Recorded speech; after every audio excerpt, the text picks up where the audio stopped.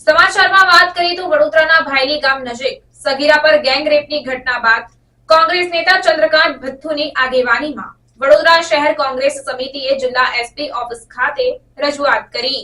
પ્રાપ્ત માહિતી અનુસાર વડોદરાના ભાયલી ગામ નજીક અવાવરૂ જગ્યા પર સગીરા સાથે ગેંગરેપની ઘટના બાદ કોંગ્રેસે સરકાર સામે સવાલો ઉભા કર્યા છે। પાલિકામાં કોંગ્રેસ નેતા ચંદ્રકાંત ભથ્થુની આગેવાનીમાં વડોદરા શહેર કોંગ્રેસ સમિતિએ વડોદરા જિલ્લા એસપી ઓફિસ ખાતે આવેદનપત્ર પાઠવીને રજૂઆત કરી હતી। આ સાથે જ સરકાર પર આકરા પ્રહારો કરી ઘટનાને વખોડી કસૂરવારો સામે જલ્દીમાં જલ્દી આકરી કાર્યવાહી કરવાની માંગ કરાઈ હતી। પહેલી વાત તો આ ઘટના નિંદનીય છે, એને અમે વખોડીએ છીએ, કોંગ્રેસ પાર્ટી બી વખોડે છે।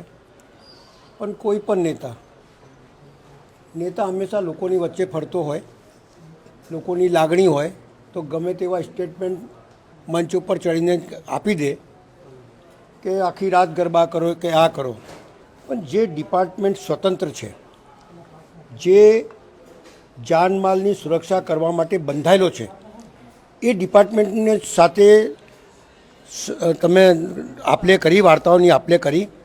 એ ડિપાર્ટમેન્ટ શું કહે છે? એક તો ડિપાર્ટમેન્ટની પાસે સંખ્યા ઓછી, જેટલા માણસો એની સાથે સાથે નેતા મંચ ઉપર ચડીને આખી રાત ગરબા થશે તો પછી એના માટે બંદોબસ્ત હોવો જોઈએ।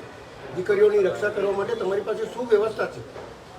વાહનો એટલી નથી, એટલા તમારા સીસીટીવી કેમેરા નથી, અને ગમે ત્યારે આવો બનાવ બની જાય તો તમે પાસે ખાલી હાથ અદ્ધર કરી દો, એ નહીં ચાલે ભાઈ। એ દીકરીને જે કંઈ બી નુકસાન થયું હોય, જે કંઈ એનું અપમાન થયું હોય, જે કંઈ સમાજમાં બદનામી થઈ હોય, એની ભરપાઈ તમે કરી શકવાનો છો કોઈ નેતા?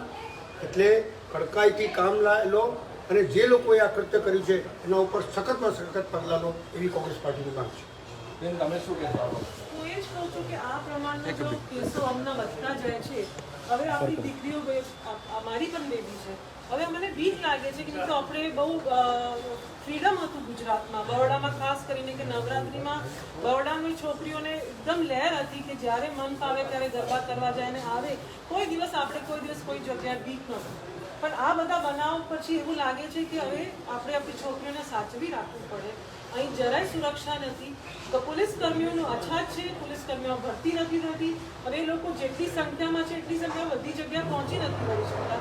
બીજું ટેકનોલોજીનો જે યુઝ છે, સીસીટીવી બધી જગ્યા નથી, બધી જગ્યા સ્ટ્રીટ લાઇટ્સ નથી। સૌથી મોટી આખી બેસિક પ્રોબ્લેમ કે સ્ટ્રીટ લાઇટ નથી મોટા એરિયાઝમાં, તો ત્યાં તમને કેવી રીતે તમે સાચવશો છોકરીઓને?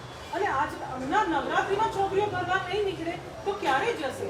આજે અમારે ગુજરાતના લેવલ કે ગુજરાત મોડલમાં ફ્રીડમ છે, ક્યાં દેખાય છે હમણાં ફ્રીડમ? આ ફ્રીડમમાં તો હવે જોખમ છે, અને આ જોખમથી જો આપણે આપણી છોકરીઓને ના બચાવી શકીએ તો આપણા માટે બહુ શરમનાક વસ્તુ છે। આજે આવેદનપત્ર આપ્યું, શું કીધું?